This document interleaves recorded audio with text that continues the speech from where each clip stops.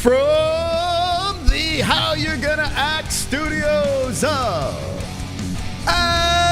Arizona, Conor McGregor has 48 hours left. We're going to talk some UFC news, and we're going to meet StreetBeefs champion Sensation live on the MMA-Holes.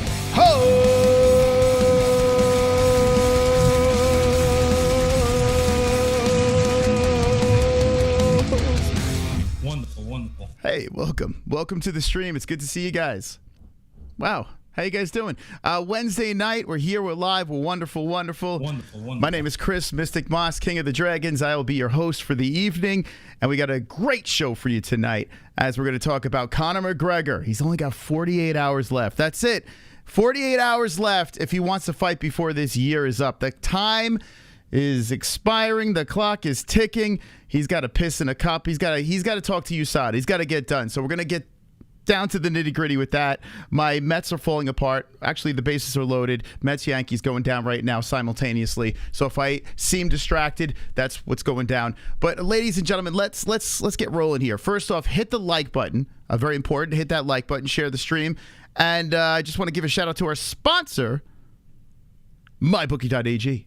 Shout out to MyBookie.ag. The promo code is MMA-Holes for a 100% match on your first deposit. All right, ladies and gentlemen, I hope everyone's well tonight as we're in our murder mystery room over here. I want to introduce our guest for the first time ever on the MMA-Holes. This gentleman is a StreetBeefs champion. This gentleman over here has a high-flying technique, and we're going to learn more about Eddie Brown, Sensation. Let's welcome to the show, Sensation, right now, live on the MMA-Holes.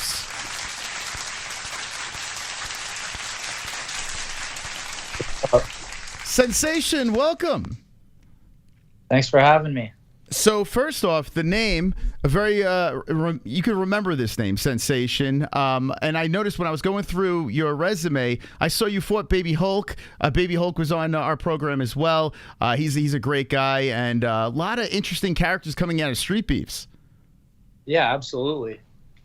So, all right, let's get down to the nitty gritty over here. StreetBeefs fascinates me. Basically, it's like it reminds me of the Jorge Masvidal days, backyard brawls over here. But now it's kind of different. It's on the internet. It's all over the world. It's getting millions of views. And when you have these fights in these backyards, or where are you guys fighting? So we fight in Virginia. It's usually on one of the guys who runs StreetBeefs, his property. But sometimes we do pop-up events in other places. It's got to be a mutual combat state. Someone will just, say, hey, you guys can use my backyard or whatever, and we show up. It's pretty cool, man. And I noticed as the channel has been growing, the production's getting a little bit better, and the fighters are getting better as well. It used to be like rivalry stuff, right? If you had a beef with someone, you'd settle in the backyard. But now it seems like it's more like competitive action over there. Have you noticed an evolution of the sport? Yeah, even in just the last couple of years since I've been involved. I mean, StreetBeefs, I believe, started back in 2008, and it was to stop gun violence, let some pretty serious street dudes get some aggression out so they don't take it out on each other in the streets. But, yeah, since I joined, that's kind of when it started to rise to, another level. And then just in the last year, I'd say, we have a lot of high-caliber guys showing up. Absolutely. And when I was looking at your highlights, man, you're a high-flying kicking machine, man. You seem to be pretty athletic. Thank you. Yeah, I just like to have fun with it. Everyone's going to remember a nice head kick over a lot of other things that, you'd throw. So I'm always trying to be flashy and leave something to remember. So when I was looking at your resume, you're still an amateur fighter, correct? And you're just coming off a win. Congratulations on that win over there. How did you wind up getting into the street beef situation? Did you see this online and say, hey, I got to do this? You stumble into it? What happened? Yeah, so one of the promoters I was trying to work with back in 2020, I didn't end up fighting for him, but I saw he actually took a fight with StreetBeefs. And I was like, what? How'd you get on there? He didn't really answer me, so I started doing my own research and found out it's just as simple as signing up on their Facebook page. And I was bored. I never intended on being a fighter. I was a hockey player, but I couldn't play hockey during COVID. And I was like, well, I'm going to try this out, see if I like it. And I had a blast, so I've stuck with it. Well, you know, I'm a big hockey fan. What team is yours in the NHL? The Winnipeg Jets. Wow, holy smokes, the Winnipeg Jets. I remember when I was a kid, they were around, and then all of a sudden they went away, and now they're like doing it. That's pretty cool. So you're hardcore. So where are you out of? You're Virginia? No, so I grew up in Messina, New York, but I recently moved to Myrtle Beach. So this is where I'm going to be spending a long time training here. We got a great gym, so I'm looking to stay here. Hockey is an interesting sport because they allow fighting, right? And that's why I say to a lot of people out there, I'm like, you got to watch this. If you're a fight fan, how are you not watching hockey? Like, it's the greatest sport out there. And did you get into a lot of fights when you were playing hockey?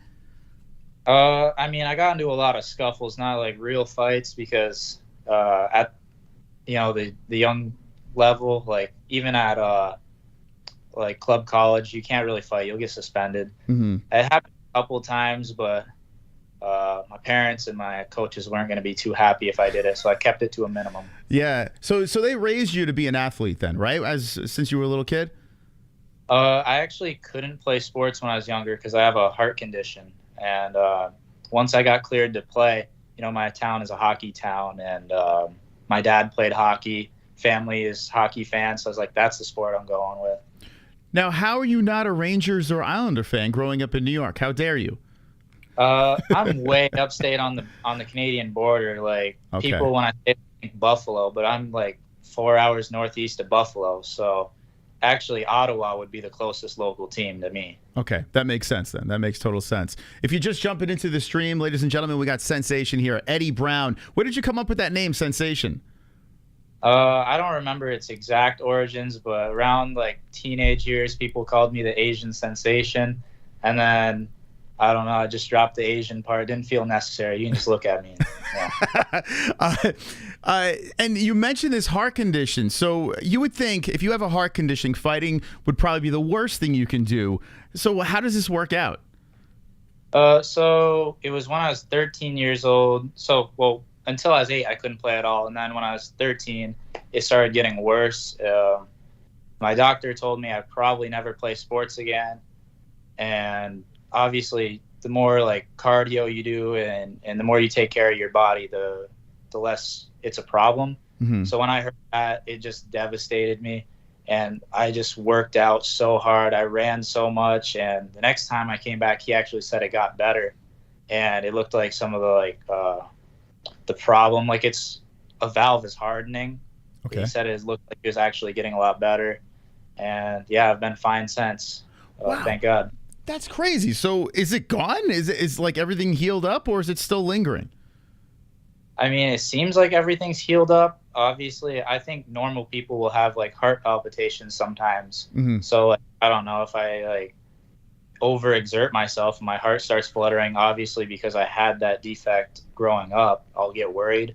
But I think it's just normal things that people experience now. So when you're preparing to fight, you're entering, whether it's a backyard or a cage or whatever, what is your anxiety like? Do you experience like a lot of tension and heart, racing situations? And it depends on the opponent, and a lot of it's the mindset. I'm not scared of anybody, but I fear failure. So like if I go into a fight that I could win, I could lose, that's usually the worst it can be. Like when I fought Baby Hulk, there's not a person on the planet that thought I was beating him. So I had no anxiety for it. It was so weird. But the first couple fights were brutal. I couldn't get my heart rate to slow down. I had like tunnel vision. I felt like my head was going to explode. But now it's just, I have so much fun with it at this point. It's usually not too bad. It's usually the 50-50 fights that give me a little anxiety. And what do the folks think about like you competing like this with the craziness of the backyard stuff and the, MMA? I mean, my dad supports me pretty well. My grandpa does too. My grandpa was a karate fighter. Stepmom doesn't really like it. And I haven't been able to talk to my real mother for a while. She lives in Korea. But when I told her about it, she really didn't like it. Yeah. My mom and my stepmom always say, you're going to ruin your face. You have a perfect nose and stuff like that. You're going to break it. And I've broken it a couple of times, but it doesn't look too bad yet. Yeah. It could be worse. Yeah, some of these guys, it's kind of crazy, man, and especially in the UFC, their nose is like inside out on their face. You're not worried about any of that aesthetic stuff? I mean, I think it'll make me look cooler. Obviously, I don't want to get like, I don't know, I don't want to have my nose like inside out. But if I have a little, you know, a little bit crooked, it's not going to be too bad. I kind of want the cauliflower ear just to say I have it. It's like a badge of honor, in my opinion. But got to wrestle a lot more to get that. Yeah. I was going to ask. That was the follow-up. The cauliflower ear is the thing, man. If you go to a bar and you're messing with someone, you see the cauliflower ear, you're like, yeah, that's not. Stay away from that guy. That's kind of cool, right? Yeah. So I did see a fight online where you had a fight earlier, and some guy said it doesn't have an opponent, so you're like, yeah, I'll just fight this dude. What's this? Do you know what I'm talking about here? It's on YouTube with some video where you're messing around with this guy after you fought earlier in the evening or during the day. I think that was the Deagle fight. He was wearing a tank top. Yeah. I believe so. Yeah. So there was extreme flooding in Virginia, and we were supposed to fight outdoors. So a lot of people got matched up, and then a lot of people. I remember I ordered a pizza, and the pizza couldn't even get to me. The roads were flooded so bad. That was, probably why a lot of other people couldn't make it out to their fights. So yeah, this one dude didn't have a fight. He's quite a bit bigger than me, but I was like, he came all the way from Ohio. You're not leaving here without a fight. So I just stepped up and fought him like on a whim. I was sitting there watching the fights, just hitting this bag, like goofing off, talking to some of my buddies. And I was like, yeah, I'll get in there, I'll fight again. Yeah, you were very confident. I noticed the guy was bigger, and you don't care. You'll fight anybody, huh? Yeah, I'll fight a super heavyweight. I don't really care at all. I don't know. You got to have that mentality, right, if you're going to step into a cage.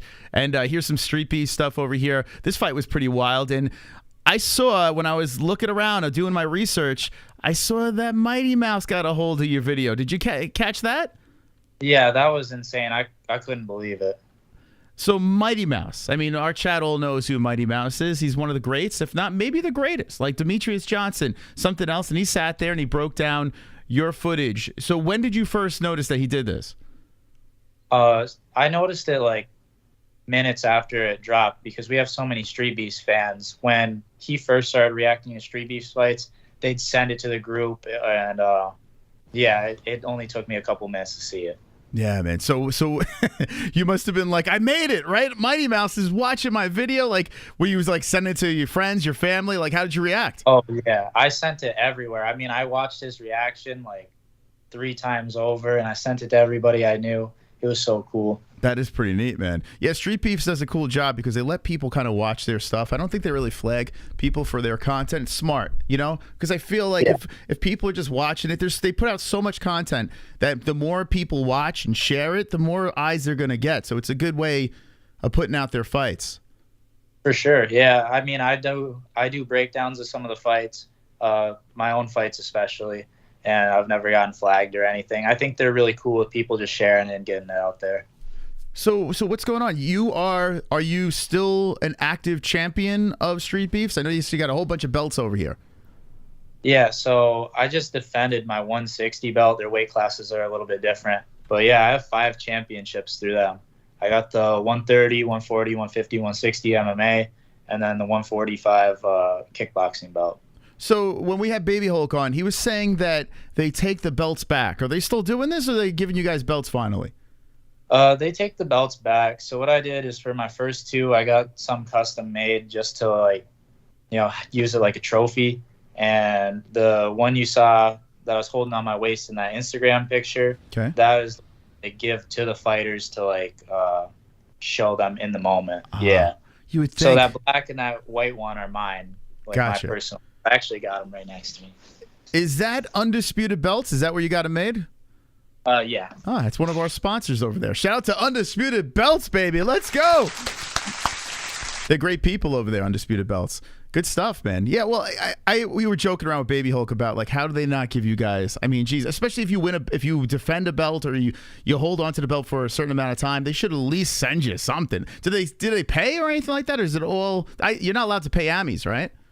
No, they're not allowed to pay. I mean, you get paid through sponsorships sometimes. That's not associated with Street Beefs, though. Okay. So I think they can't pay. They'd get in a lot of legal trouble. They already have a lot of people trying to shut them down all the time, It's actually kind of smart. Yeah, if they can pull it off and then have AMI fighters go out there, yeah, that's the loophole. You can't. Like these organizations, they thrive and they make a lot of money. They sell tickets, and AMI fighters are going to try to get some sponsors. That's the only way they can make money. I mean, you got to pay your dues, of course, but at the same time, if you're running around and they're getting millions of views and stuff like that, it's got to be a little frustrating, right? Yeah, for sure. So what's the plan here? I saw you got your first AMI win. Are you looking to go pro? Is this the deal? Oh yeah, absolutely. My original plan was, by the time I'm 25, but I think I'm getting better a lot faster than I anticipated. So I just want to make sure that I'm completely ready. I got like all the kinks figured out, because I don't want to go too early, lose 1 or 2 fights, and then just be the guy that they're trying to, feed as a can. I want to make sure that I'm ready to steamroll everyone when I go pro. Smart. Very, very smart. And how old are you now?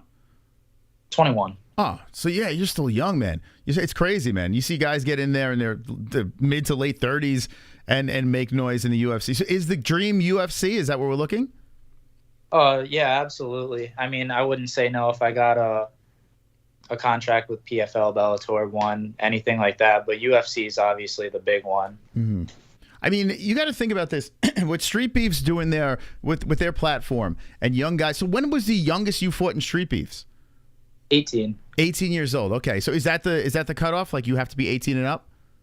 Yeah, unless like you're from one of the guys who works at StreetBeefs. Like if you're from their gym, they'll let you fight. Like I know Scarface's son is an extremely talented boxer.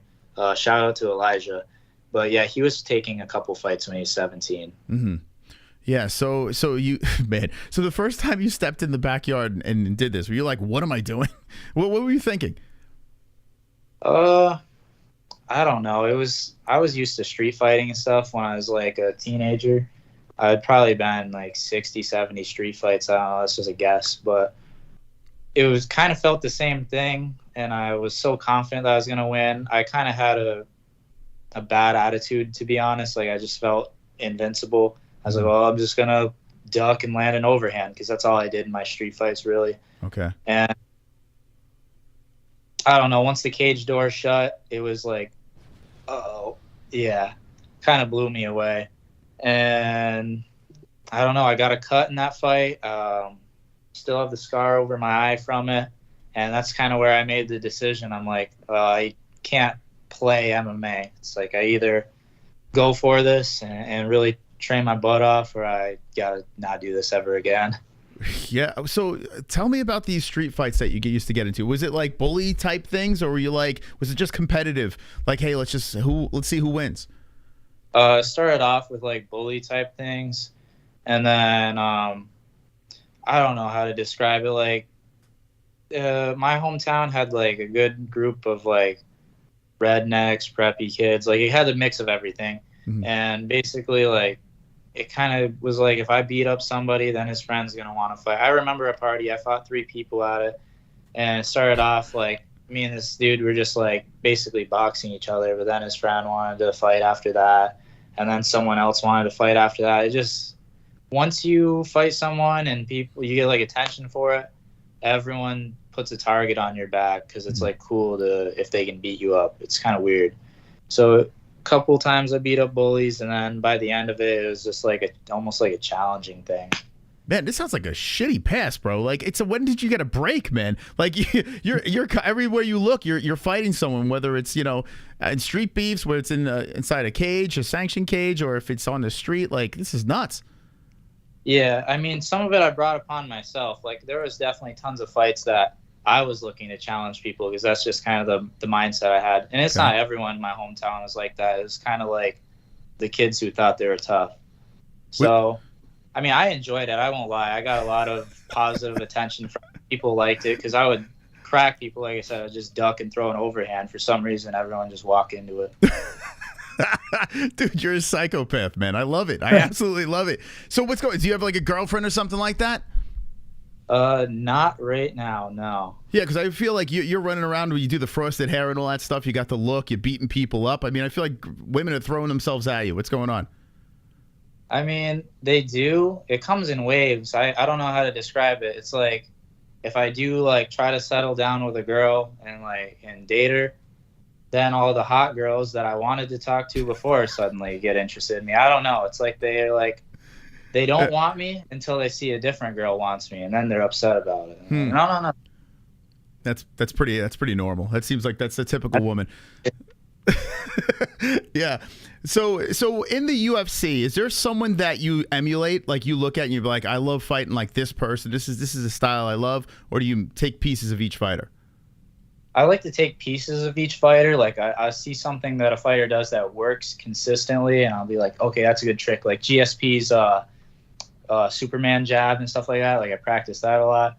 But Charles Oliveira right now is the man for me. Like every time I see him get rocked or whatever, and he comes back and wins, like, oh, I just love watching him fight. So I wish I could be like that guy. I like fighting off my back and marching forward at people too. So I think his style for sure. Yeah, he looks great, man. If he can just get past that Islam, do you think in a rematch he can take Islam? I think it's up to his mentality. I think he has the skills to do it, but I don't know. I don't think Charles Oliveira's ever had to rematch someone. That's a good question. No, yeah, has a career, but I don't know. To fight someone who has like that invincible aura and he's already beat you once, I don't know if he can get past it mentally. Well, what do you think about, I mean, this knucklehead Conor McGregor that's coaching tough right now, and he's got 48 days to piss in a cup, or he's not fighting this year. Do you think this guy's ever coming back to the UFC? I think so, but I don't think he's going to fight this year. I don't think he's pissing in the cup. Okay. Yeah, he's roided to the gills. He's knocking out mascots. He's just having a blast. Yeah, he's drunk like every day, it seems like. So, yeah, fighting soon. Is that the dream? Get to the big dance, win a title, travel the world, yachts, women, money, everything, hookers, blow, all that fun stuff. Is that the end game? I don't think so. Not for me. I mean, that stuff doesn't really excite me too much. Like, yeah, the money in women's cool. I don't really drugs, alcohol, stuff like that. It doesn't really do anything for me. Well, I haven't done any drugs, but alcohol doesn't really do anything for me. And yeah, I love to travel, so maybe find one smoking hot girl and just travel the world with her. There you go. Well, you seem like you got it pretty together. You've been there, done that as a kid, right? Like you got all these fights. You've been humbled, and you've humbled others. So you've experienced a lot in your young age. So I guess as you get older, you settle down with the right person. It's probably going to be more career driven than anything, right? That's how I look at it. I mean, I like messing around with lots of girls. I'm not like, I don't have like one girl right now, so I've been messing around quite a bit. But at some point when I go pro, I'm going to want that stability. Life is hard. Train, fight, interviews, all this stuff. So I'm going to come home and I'm going to want my rock there. I'm going to want peace. Sure. So once I make that leap to pro, there's no way I'm going to be messing around with all these women and stuff. I'm going to want that one girl who's really ride or die. Yeah, good for you. And I noticed you had a shoulder surgery over here on your Instagram. I've had 3. Yeah. They're fun. But like, what kind of was a rotator cuff, or what happened here? It was labrum. So I tried to like hip toss a dude, and I don't know, the way I can describe it is I just yanked, but my arm didn't come with me, and it just went behind my head and just ripped it right out. Oh, that sounds like fun. So you knew right away, you're like, oh, this is not good. Oh, yeah, my thumb was like upside down. It was horrible. Is that the worst injury you had so far? I'd have to say so, yeah. I mean, I don't know how to describe it. The pain wasn't that crazy. I just knew I was like, I don't think I'll ever throw a punch again. I thought I was done. Oh, man. Yeah, that must have been some feeling, right? Like you just everything. And how old were you when that happened? I think I was 19 at the time. Yeah, 19. Man, oh, man. Yeah, that's the last thing you want is a serious injury young. You're trying to chase this athletic dream. It's crazy. And what do you do for work now? So right now I work as a cashier, and I do just like sales stuff. But actually tomorrow I'm putting in my paperwork to do armed security. So there you go. Yeah. So you walk around strapped? Yeah. It's smart these days. You never know who's going to roll up on you, right? Yeah, back in January, I was getting ready for a fight I had. You probably saw it, Caleb Spingala, my amateur fight. He's a D1 wrestler, so I went to do this wrestling class in Syracuse, and went and did that. And when I went to leave, someone had broken into my car and stole like all my fight gear and stuff. Stole my cheetah print shorts. So I was like, and the thing is, I heard my car honking. It was just beeping for like so long, and I didn't know it was my car. I'm like, whatever jackass that is needs to shut his car off, and it was mine. So after that, I'm like, yeah, I'm getting a gun.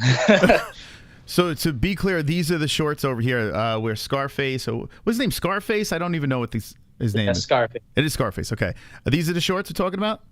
Yeah. Oh, man, that's a bummer, huh? That's what I'm known for. Everyone's like, if I wore those cheetah print shorts, like, dude, I'd milk it for attention. I'd wear those shorts to the beach or something, especially when I got the blonde hair, because, like, people would recognize me. Smart. I'd go to eat hungover at a Waffle House in those shorts, and people would recognize me. Now, I don't have the shorts. I don't really dye my hair as much because it's not good for my hair. But, yeah, people don't recognize me nearly as much. It's kind of shitty. Yeah, you know what's funny? The blonde hair is, when I saw the blonde hair, I was like, that's the dude that fought Baby Hulk. Like, I was trying to remember where it was, and then when I went down that rabbit hole, I realized it. Yeah, it's smart to, like, you see Sean O'Malley doing that shit, and it seems like that's the way, right? You got to market yourself really good to be noticed. Yeah, it definitely helps. Yeah. Well, listen, man, what's up this year? You going to try to get a fight in before this year is up, or when's your next fight? I'm trying to fight in July for StreetBeefs again, and I'm fighting for Donnybrook, the same amateur place I've been going, in September. And then, you know, we'll see how that goes, and maybe I pick up another fight before the year's over. I like staying super busy. There you go. And at Eddie17 Brown is where they can find you, correct? Yeah, and on YouTube, it's Sensational MMA. All right. Well, Sensation, listen, man, I appreciate you stopping by. Next time you have a fight or anything like that, you're always welcome back. And if there's anything you'd like to say to this community, now's the time to do it. No, just thanks for having me on. Give me a follow. I got big news coming. I'm going to be starting my own company soon. Can't tell you what it is, but yeah, big things on the way. All right. Eddie, have a great night, okay? You too. Thank you. There he is, Eddie Sensation Brown, live on the MMA-Holes. What do you say, chat? What do you say? Wow. Wow-wah-wee-wah. So fun fact, I've seen this kid fight. I've seen him fight. I couldn't put two and two together. So a couple weeks back, we were doing it. I was working on some YouTube stuff, and I look on Instagram, and this guy reached out, and I was like, this guy looks really familiar. And then when I was looking through the YouTube channel, I was like, holy shit. So he wanted to stop by, and I was like, yeah, hell yeah, man. StreetBeefs is cool. I think StreetBeefs does an excellent thing. If you're an AMI fighter, you know, and you're on the regional scene, you kind of get lost in the shuffle. But if you're an AMI fighter and you're in a backyard and you got Scarface lifted in your hand, well, all of a sudden you're treated a little differently, you know? So go check out his highlight reel over there. He just came off a win in his last AMI fight. And StreetBeefs is doing some big stuff over there. Maybe on his channel. Let me know in the chat. Should we do some StreetBeefs reaction streams? Maybe we should. Actually, you know what? When there's a lack of UFC during a Saturday night, maybe that's what we'll do. We'll sit here and we'll watch some StreetBeefs video. Very interesting. I'm going to talk about a little Conor McGregor now, and I'm going to get into some UFC news. But let me know in the chat what you think about Sensation Eddie Brown. The Gucci Mink Pimp fights whenever he wants. That's true. It's true. We're going to get into that in a second. My prediction, I'm a little worried. I'm a little bit worried. Let's see. Great show, Moss. Don't be an a-hole. Should I just, you know, I was thinking about just cutting out, just fucking bouncing and watching the rest of this Mets game. Dude, this Mets-Yankees game is bonkers. The Gozerian got a gifted membership from Casey Jones. Let's go. Wonderful. Thank you for the support. Yo, Casey is on fire. I saw the link that Sausage put in the chat of Casey's channel. I got to subscribe to Casey. He's just as weird on his YouTube channel as he is in the chat, and I fucking love it. So go check out his channel. Thank you, Casey. Thank you. A sexy member of the Holes. Has he ever had a brown sensation in his pants? Probably, right? I mean, who hasn't? That's crazy. As he has heart issues, and this is like what his what he's going for. It's pretty nuts. But once I saw he played hockey too, I was like, all right, this guy's all right. I can root for this guy. He's a badass, man. You know, these fighters, it's like they have that they have that killer instinct. You know, you can tell when you talk to some of these young kids, like they just got it. You know, it's in them. And this kid, you could tell he has it. So I'm rooting for him, man. I'll definitely keep an eye on his upcoming fights for sure. All right, let's do this. Don't subscribe, Casey. I'm going to subscribe because I want to see you with a mask over your eyes and holes in it. Okay, let's maneuver to Conor McGregor as I take a sip of my Java. Wonderful, wonderful. There are 48 days left. The countdown begins. Conor has to get in front of USADA. By the way, how about that throwback poster over there? Let's go, champs. Come on. Wonderful. He's got to get it done. There's not much. Time's a ticking. By the end of this week, we'll find out if Conor is going to fight before the year is up. My mystical prediction was that he is going to fight on that card in MGM, right? The UFC put in for the date at the MGM, and I was like, all right, half my prediction's correct. Here we go.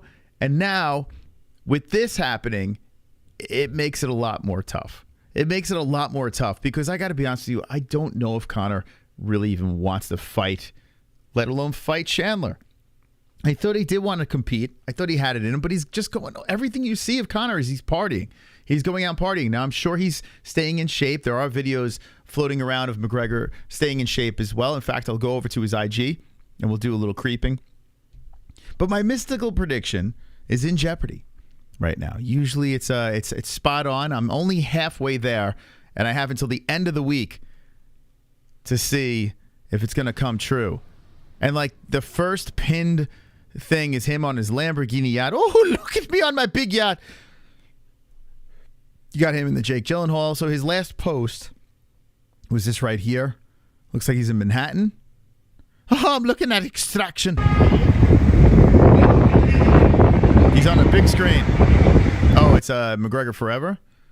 So he's passing. By the way, I've been getting homesick a little bit about New York. It's really weird. Jessie's been watching me watch live streams of people walking around New York. I don't know why. I'm getting like, I don't want to move back. I just want to, visit, get it out of my system and leave. But yeah, there's that. So that's no sign. What's this?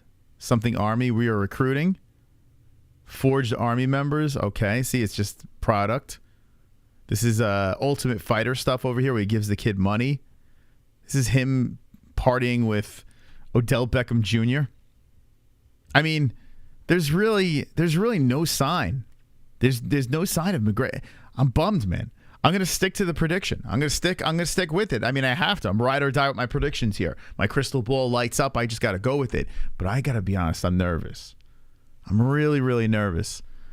So chat, let me know what you think. Is Conor McGregor coming back? I'm still gonna go with yes.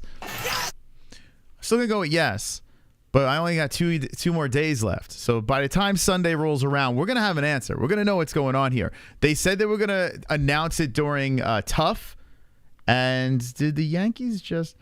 It's 3-3. The Mets tied it up. This guy got a double. Really crazy Met-Yankee game going on right now. So yeah, let me know in the chat. What do you think? Is Conor McGregor gonna return? Like, is it gonna happen? Turpy says nope. Conor looks like the kind of guy to not share his coke. Yeah, he does look like that. Yo, MMA Naughty Thotties, how you doing? Conor won't ever fight in the UFC again. I said it. I believe it. Or I believe if. I backed my guys. Don't bet on them. Nope. So it looks like a lot of negative activity. I'm going to throw a poll in the chat, but I got to be honest with you. I understand.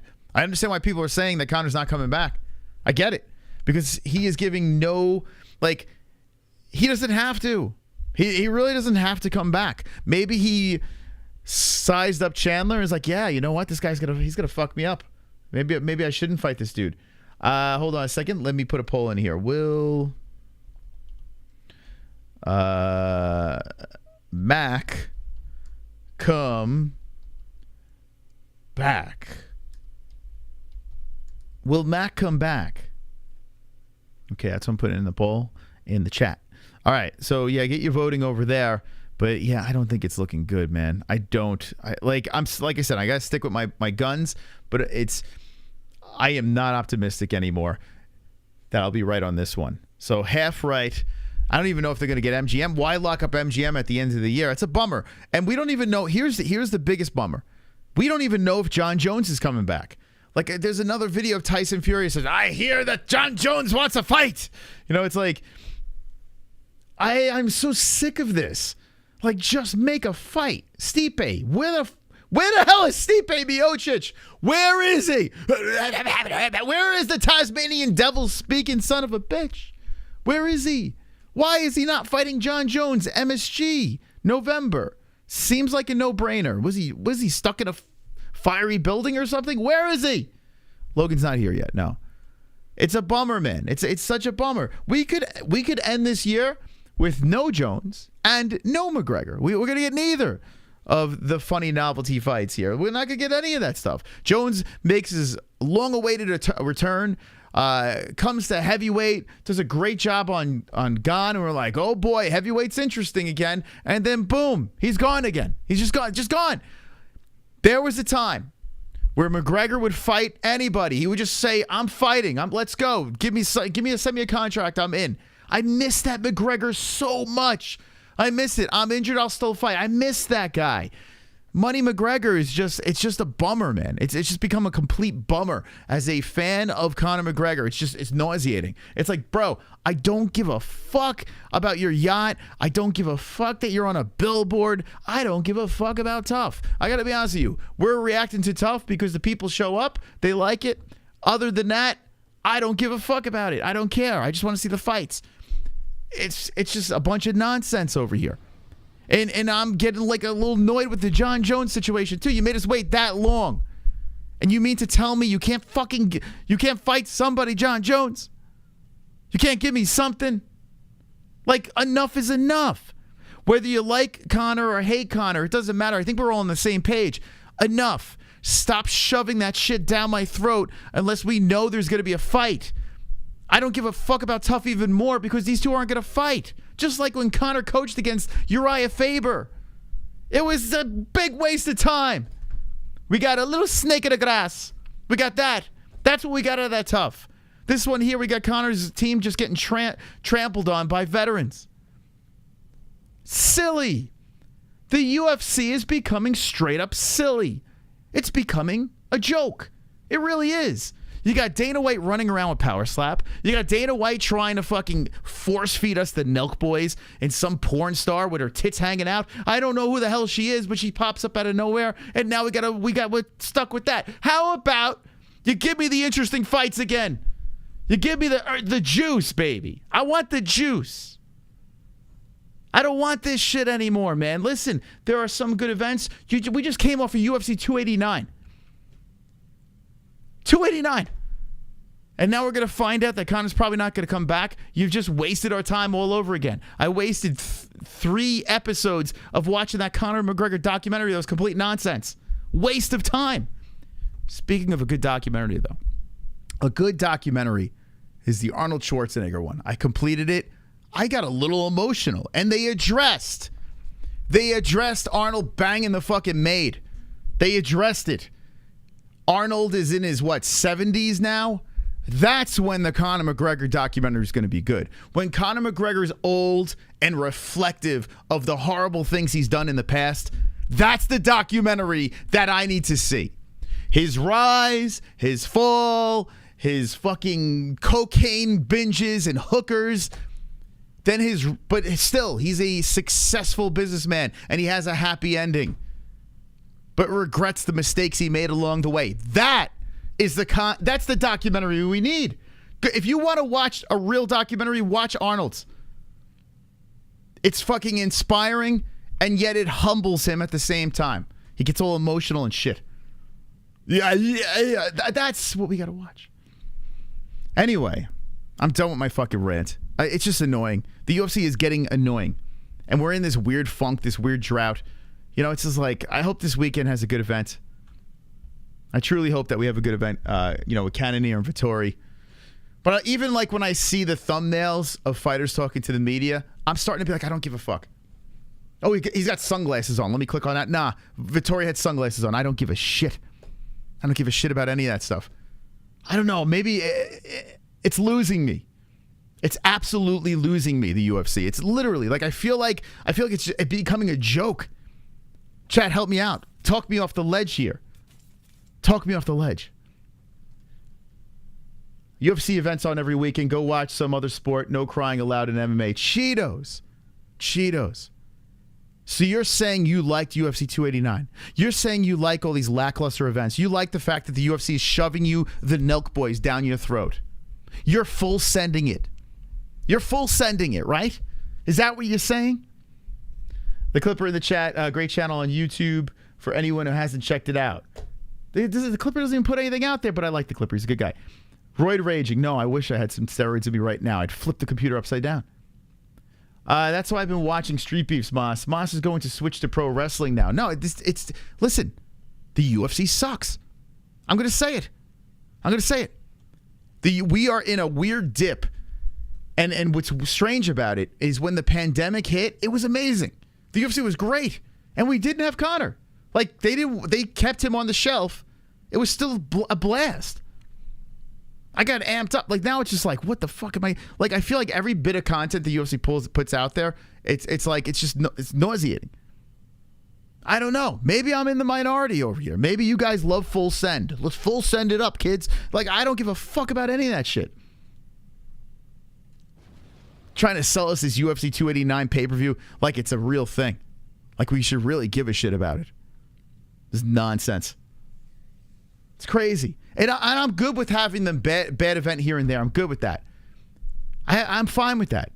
Because events every weekend, when was the last time where I just constantly shit on an event? The lead up, going into the event, after the event, shitting on the event. I haven't done it for years. On this channel, I'd be like, yo, just give it a break.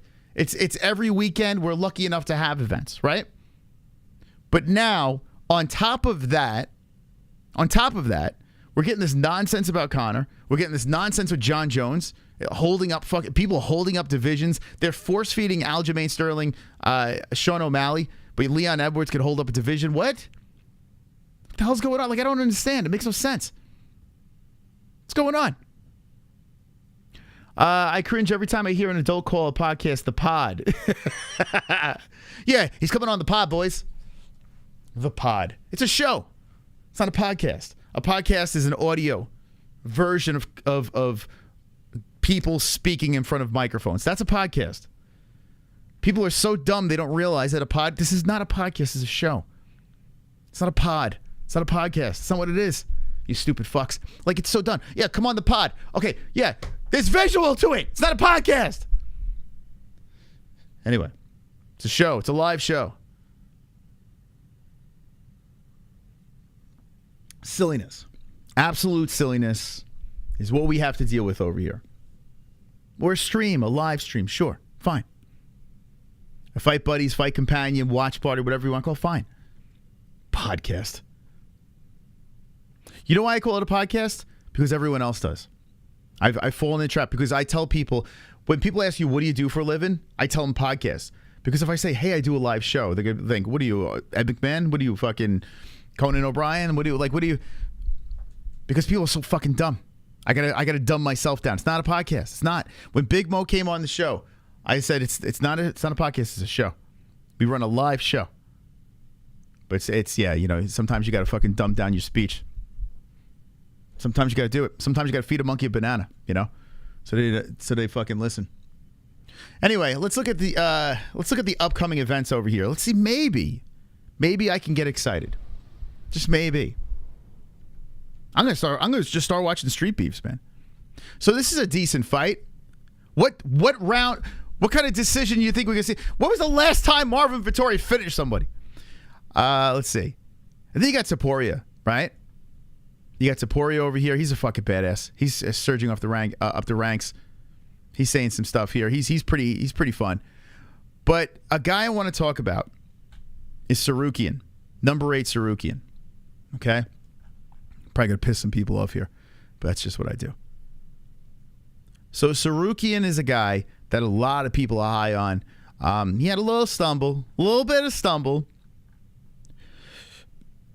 In the 6/25/2022 over here, Gamrot. Okay, there was a stumble. Then he bounces back. Ismagulov gets a unanimous decision over here. This guy rocking the sunglasses, talking to the fucking media, talking shit about Charles Oliveira, you know, talking shit about Beneil Dariush, saying this is his last shot. And I understand what he's doing. He's trying to sell himself. He's trying to get himself in the news, this and that. I got to be honest with you. This guy is very good. He's very good. But, bro, you lost to Gamrot, okay? Gamrot's not a champ. Gamrot's good. He's solid. Gamrot lost to Benny. You know, like, I mean, come on. What are we doing here? Sarukian speaking like he's going to run over Charles Oliveira. Pump the fucking brakes. Looking past your opponent. Like, talking shit about Charlie Olives. Pump the brakes. You got Ismagulov, okay? You got this dude in front of you. You beat him. Decision. Now you got Joaquim Silva. You got this dude over here. He's got fancy abs. You got to beat him. You got to beat him before you start looking ahead and talking about what you're going to do over here. When was the last time Sarukian got a finish over here? Let's see. He's a badass. Don't get me wrong. He is a badass. He got a finish, February of 2022. Okay? Joel Alves. Christos Giagos got a first-round finish in 2021. Canceled Hack Press. You lost, or you got a decision on Matt Steamroller. You couldn't finish him. You can't finish the Steamroller. And I guarantee in a rematch, Steamroller knocks your fucking head into the rafters. Davey Ramos. Decision. Mercier's decision. That actually holds up pretty good, considering what this guy has done over at PFL. That one actually kind of sticks out, but still decision. I mean, okay. You got the sunglasses on. You're going to beat Charlie Olives, this and that. I get it. But this could be another example of people sucking off another hype train. This could be it. This could be another example of that, sucking off another hype train over here. And we can say, who did he fight? This could be it. Looking at Silva's resume. Mr. Fancy Abs over here. A lot of L's over here. Why is this fight happening? Is this some sort of tune-up fight or some shit? This guy had 2 finishes. Actually, no, this is a grappling match, so I'm sorry. He won his last one flying knee Jesse Ronson. Lost to Ricky Glenn, lost to Nasrat. Got knocked out. Beat Jared Gordon. Vince Pitchell, lost. So, beating this guy gives you a shot against Charlie Olives? What the hell is going on with this dude? Nelk boys lol. That shit is beyond cringe. Cattle feed for the masses. The MMA-Holes is the real shit. That's right. Even if the UFC goes gear and gear in the future, the MMA-Holes and Big MOS will remain. Inshallah. Wonderful. Thank you, D-Man. I appreciate that. I appreciate you very much. We're trying to scramble to get this website paid off, and I appreciate it very much. We're getting closer and closer to the goal over here, $12,575.95. We're trying to get to that beautiful spot over there. Thank you for getting us one step closer.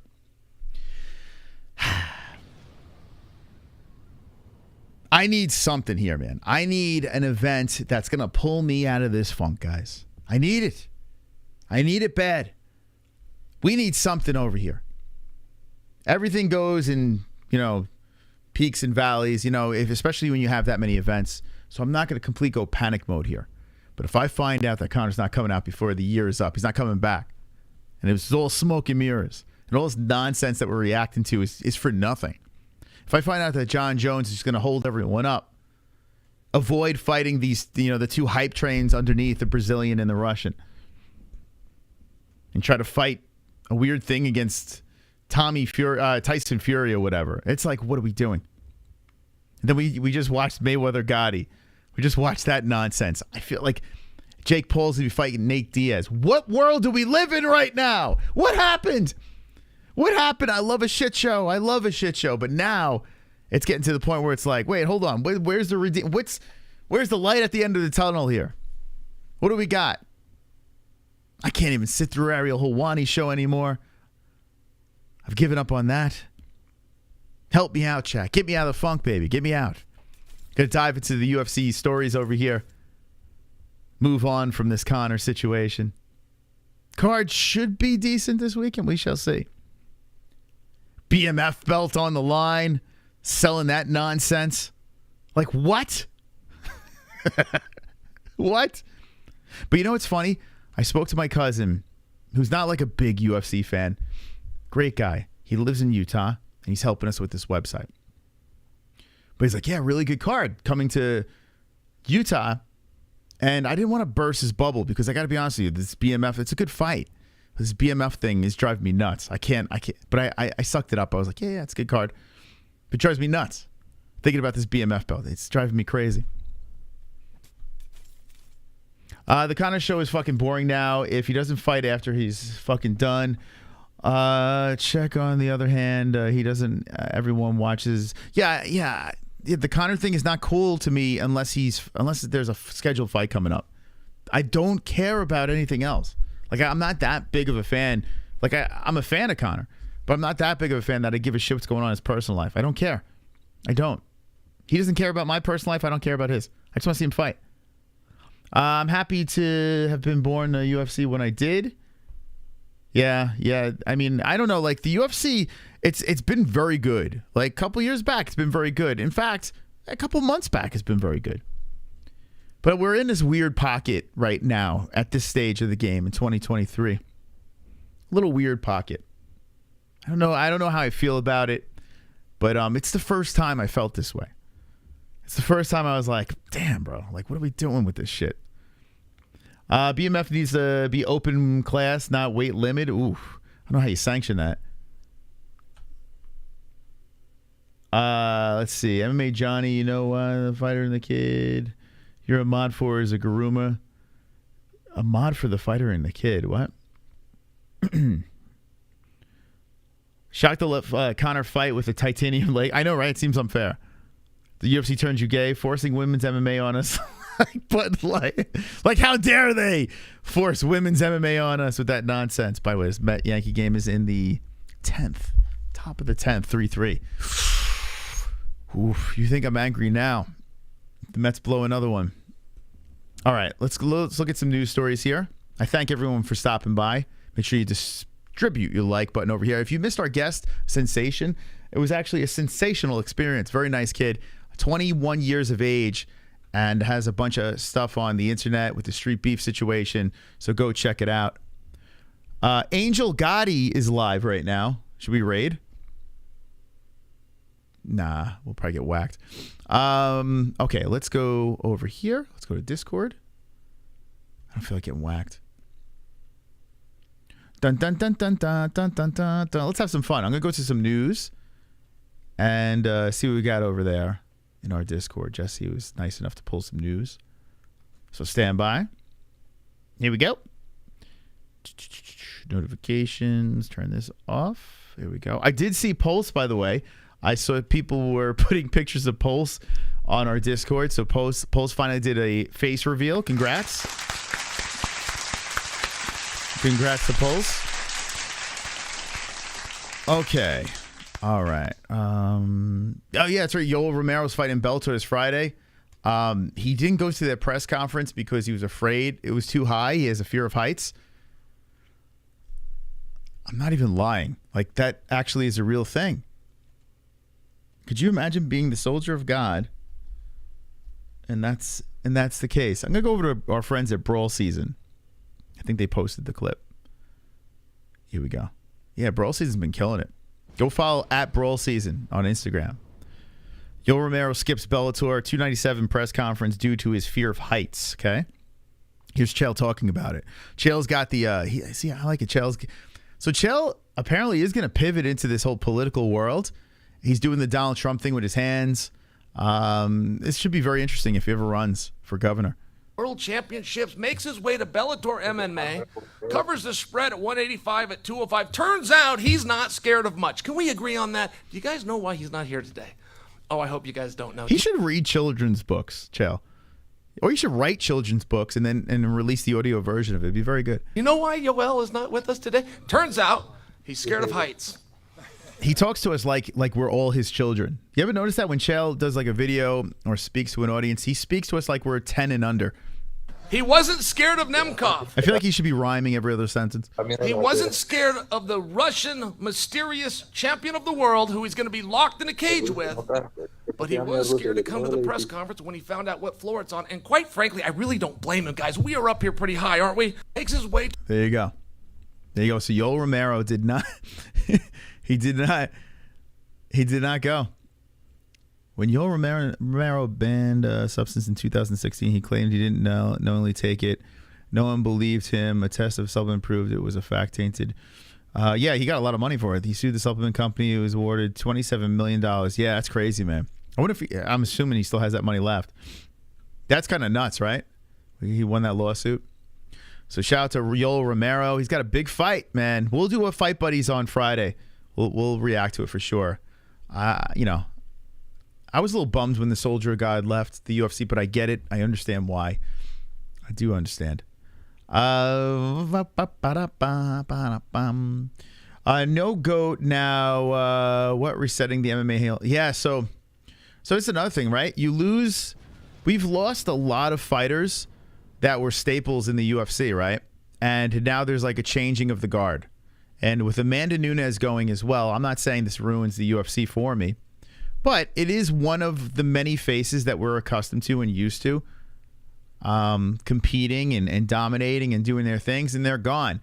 And I have to be honest with you, we've complained about Amanda a lot, but who else really gets you super duper excited, right? There's probably on one hand, there's probably 5 female fighters you can throw out there that are on the roster right now, if you could even get to 5, okay, that get you really excited about one of their fights coming up, okay? Say what you will about Amanda, there was still an element of some sort of excitement because she's the GOAT, right? Look who she beat. Look at her resume. And will there be another upset? Like, there was always that there. Give me 5 girls right now on the roster that excites you. Not in your pants. Competing, fighting. Give me it. Give me it right now in the chat. UFC is about to be all Contender Series fighters. Yeah, dude.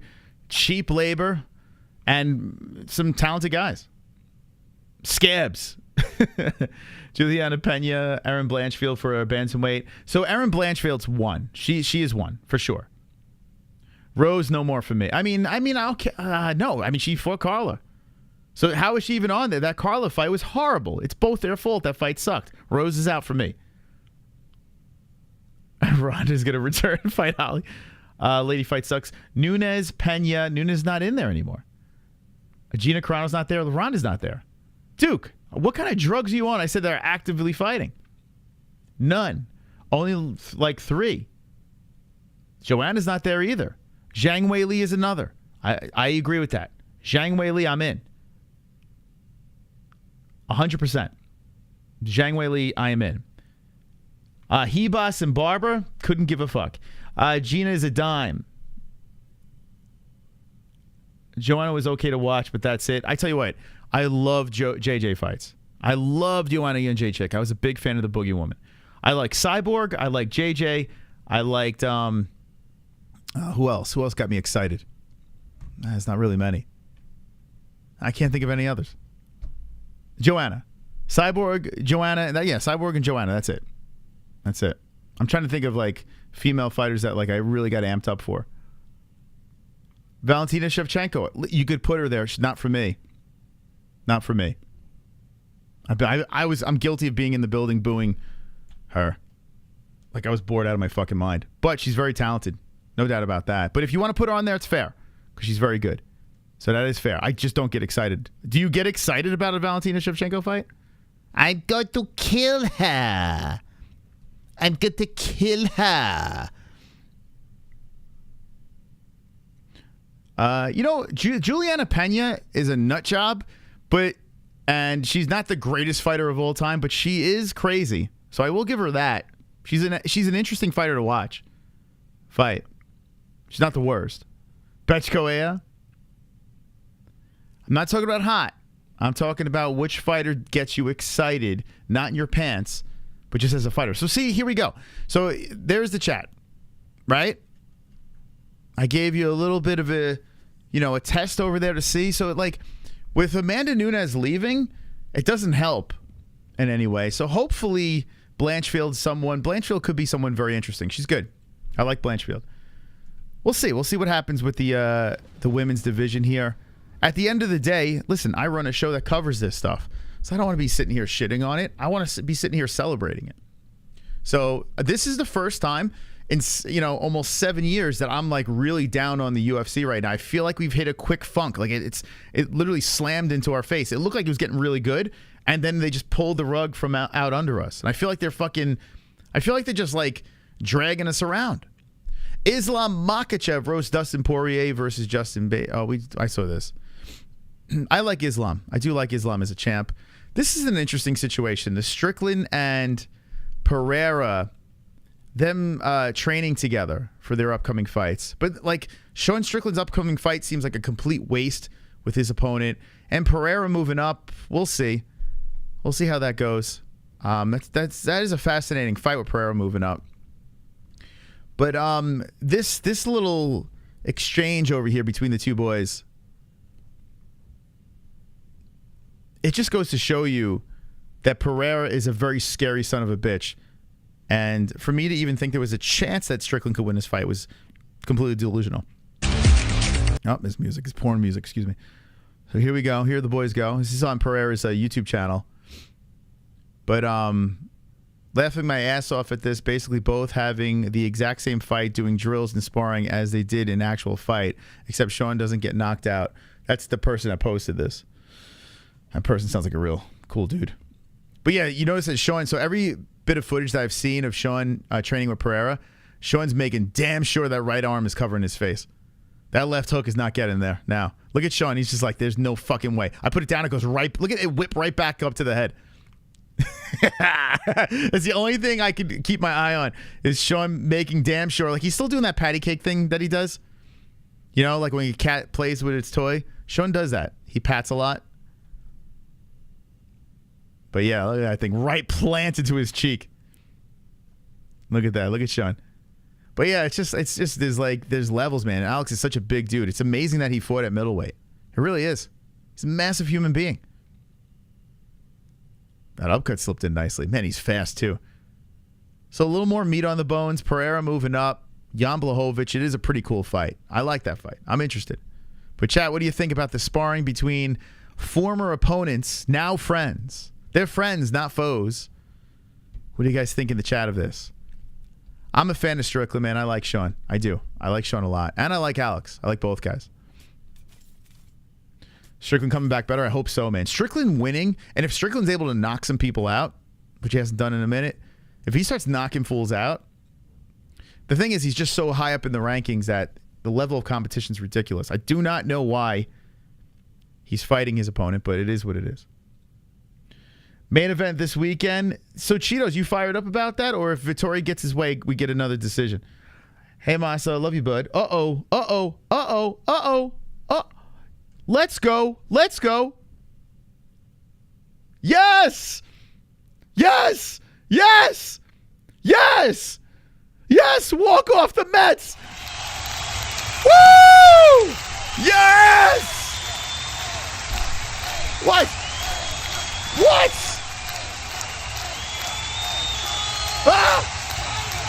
Ah, the apple is up, bitch. The fucking apple is up. Fuck the Yankees. Fuck the Yankees! Yes! Woo! Let's go! I'd be lying if I said that some of my hostility towards the UFC might be driven from the way the Mets have been playing. Okay, I can turn that off. Sorry, guys. A little sidetracked. Let's go, Mets. Let's go, Mets. Let's go! Holy smokes. Okay, anyway. What do I do now? We talking? Oh, yeah, we talk about Strickland and Pereira. Damn, walk-off. What was that, in the 11th? 12th? What inning was that? It's not the, you know what it is, Vince? It's their pitch, and their pitching's terrible. And then they're getting knocked with sticky substances on their hat.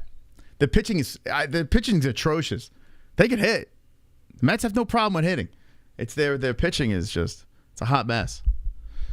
Anyway, Sean Strickland and Pereira. Anything else you guys want to say on that? There's nothing else I have to say. Although I like both guys, I hope they both win. It's cool seeing them train together.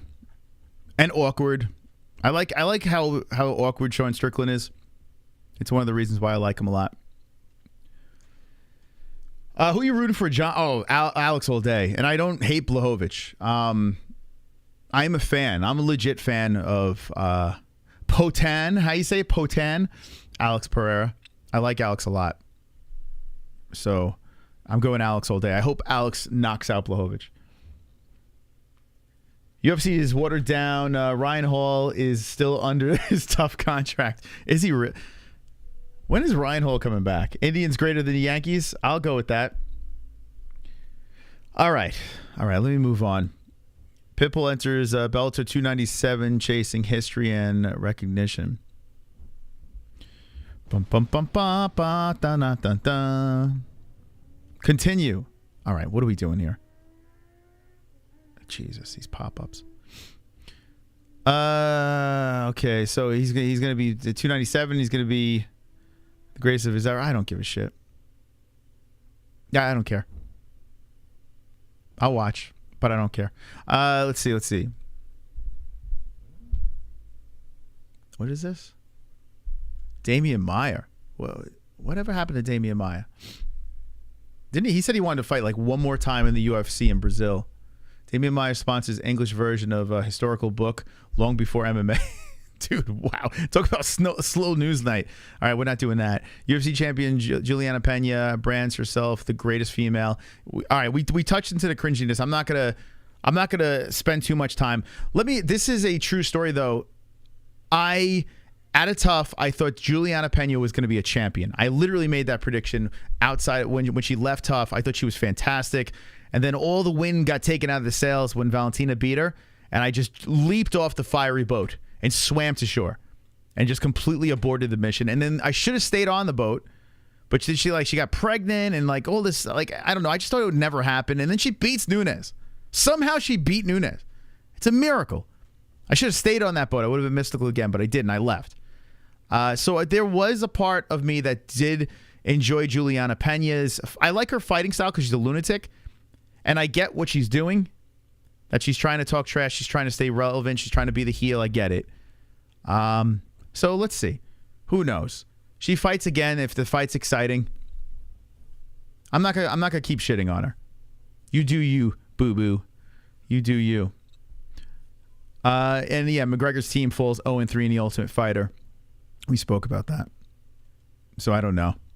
All right, chat. We'll leave it up to you guys. If you guys have anything else you'd like to chat about.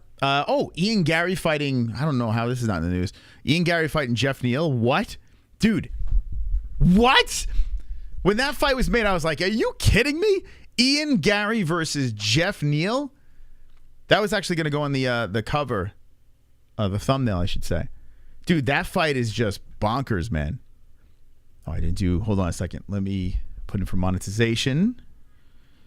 Give me a sec. Dun, dun, dun, dun, dun, dun, dun.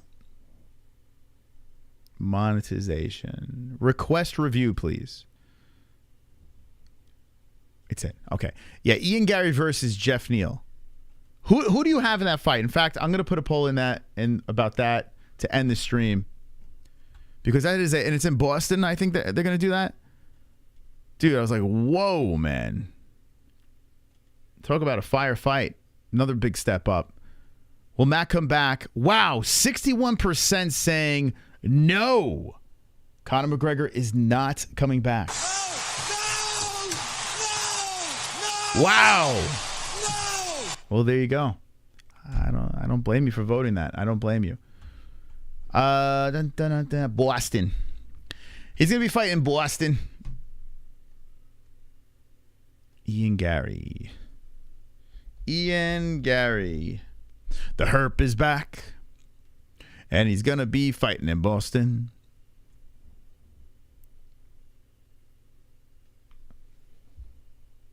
There he is. Neil versus Gary, UFC 292.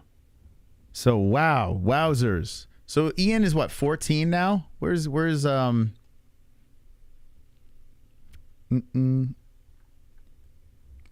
Ian Gary is, oh, he's welterweight. Hello. There he is. Ian Mitchell, oh, he's 13. Damn. But he move up? I thought he was 14. So he's 13. Jeff Neal is 8. Boy. So yeah, in between him, you have Chiesa, Magny, who we called out, Luque, Sean Brady, and Neal. Well, okay. And Stephen Thompson would be the next guy. I get it. If you look at the people ahead of Gary, if you're looking to move upwards, yeah. Like, who else you want up in there? Gilbert Burns is a teammate, and he's at 5. I'm pretty sure those two aren't going to scrap together. You know what? It makes sense. Like Luque fight, I think Luque, where's Luque? Isn't Luque out of the same gym as well? If I'm not mistaken, I think Luque trains with him. So that's off the table. Sean Brady's a grappler. Yeah, Jeff Neal makes sense. It actually does, and it's a massive step up. So the future, getting a fight against Jeff Neal, a massive fight for the kid, another pay-per-view card. I'm assuming they're going to put him on the actual main card. Dude, this kid is going to, if he beats Jeff Neal, this kid's a problem. You know what? I might pick Gary. I might actually pick him over Neal. I might actually pick him. I'm a believer, man. After that last fight, dude, this kid looks smooth. UFC 290. I might be on that train. This might be the next great Irish hope. The great Irish hope. O'Malley versus Sterling. The future. So Chris Weidman making his return. Brad Tavares. Zhang Wei Li versus Lemos. Font versus Yadong Song. Let's go. Jeff Neal versus Gary. Cody Nola versus Batista. Meerschaert versus Andre Petrosky. Yo, Gregory Rodriguez back in action. Let's go against Tulian. Moros versus Silva. Andrea Lee versus... It's not a big card. It's not. So, this is when? August? Okay, we still have a shot. Wow, but Aljo headlining against O'Malley. O'Malley's going to bring up the juice for sure. So Aljo and Weidman on the same card. Interesting. Very interesting. Not a bad card. What do you guys think about this? This card, with Gary and Jeff Neal being thrown on this thing, what do you rate this thing? I give it like a 7.5. 7.5. I think it's pretty good. What do you guys think? Connor's fighting this year. Mark my words. I'm with you, JJ. I gotta stick with it. I gotta ride it until it's I'm proving wrong. My balls are free range like chickens. It's perfect for Pride Month. The Wizard really let me down this year, along with Gracie. They are both so much better than their last two performances. A 7.4. Yeah, 7.5, 7.4. That's fair. It's not a bad card. So they're thrown on Boston's card. Gary versus Jeff Neal. Okay. Solid 7.5, right? It's not bad. It's not bad. It doesn't blow the fucking roof off. Because I feel like Aljo's just going to win. Sean O'Malley's, just the fact that Sean O'Malley's headlining a pay-per-view for the title, like, it's just like, that's kind of cool. That's pretty cool in Boston. Very, very cool. Pretty cool over there. But not enough to say that's an 8 or a 9 or a 10 card. 7 and change. Let's see. McNugget will be in Ibiza December. I have faith in Sean. Do you really? How many people think Sean's going to win it? I was going to put the Gary poll and forget it. Fuck the Gary poll. Decent card. Excited to see if O'Malley can win. So what do you think? Do you think there's a... I mean, I understand 4-ounce gloves. Sean's a very good striker. He's got good jiu-jitsu. Anyone has a chance, right? But I am like, bet everything on Aljo unless something alarming comes up in the lead up. But I don't see how Aljo loses this. I don't. Aljo is, he's been on this stage before. He's been booed. Aljo has handled the boos. He's been booed out of the building, defended his belt, snuggled the fuck out of his opponents. He's already been flatlined. Like, he always had his soul taken, and he made the appropriate adjustment. And from that, from actually getting his soul taken, he took that and rose up and became one of the best bantamweights of all time. Like, that's crazy, man. That's crazy. So I picked Sean O'Malley over Peña. Not picking him here. Nope. That is not happening. As fun as it would be for Sean to win, because it's way better. If Sean wins this fight, it's better for us. It's better for the fans. It's better for everybody besides Aljo. It really is. It makes the sport a lot more interesting. But here's the silver lining. Like, if Aljo wins, he does want to go up. And then you got the Merab effect coming in, and things will open up a little bit more. This fight over here for Sean is not the end of the world if he loses. In fact, that might be the one thing that you could say is a plus for O'Malley. His stock doesn't drop. He's supposed to lose his fight, right? He's supposed to lose his fight, and chances are the champ's going to leave the division again. So all Sean has to do is win one more fight, and he's right back in the mix. You know? Let's see. I'm curious if there's any... There's no odds up on this yet. I'm curious what the odds are for this fight. So what do you think, guys? O'Malley versus Aljo. Who's on the sugar train? Young got robbed against O'Malley. Listen, close fights are not robberies. It's like a broken record. If it's a close fight and you think the other person won, you're entitled to thinking that. But if it's a close fight, it's not a robbery. What's wrong here? We need like a sound effect. If it's close fight, it's not a robbery. Booger Sugar for the win. Sean Strickland will be too much for Aljo. Sean Striking. I thought he said Sean Strickland. Sean Strickland would be too much too. I got Sugar Sean till the wheels fall off. Let's be honest. Could he lose? Yes. But so here's the thing. If you are in the chat, pick Sean Strickland. Pick him. I mean, why am I saying Sean Strickland? Pick Sean O'Malley. Pick Sean O'Malley. If you're in the chat, pick Sean O'Malley for the I told you so moment, because he's going to be a very big underdog. And if he wins this fight, it will be fun to gloat about. So even if you think Aljo is going to win, pick Sugar Sean. Go ahead, have fun with it. Go for it. But I got to be honest with you. If I hooked you guys up to lie detector tests, not one of you would pass picking Sean O'Malley. Not one. Not one person in the chat would pass that lie detector. I would pass it around. All 150 of you. Not one would pass that, because we all know what's going to happen. But what do we want to happen, right? What do we want to happen? That's what makes the fight interesting. Sean catches him with a knee. Sean stops all the takedowns, pieces him up on the feet.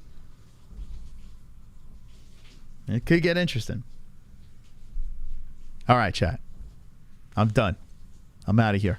Thank you guys for stopping by. I appreciate it. If you missed the interview with Sensation, run it back. Jump into the comment section down below. Give me your comments, you lazy. I want to argue with you guys.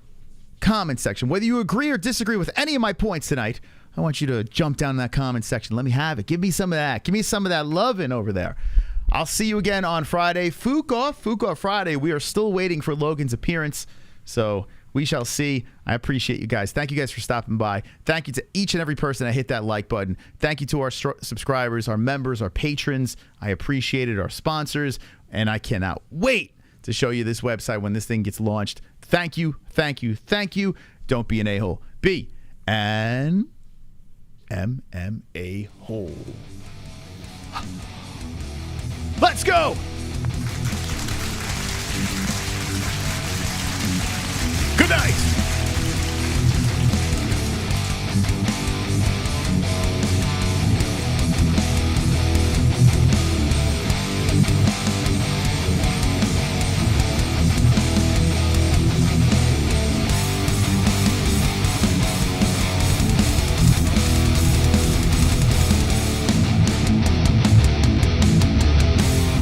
Pearl cream.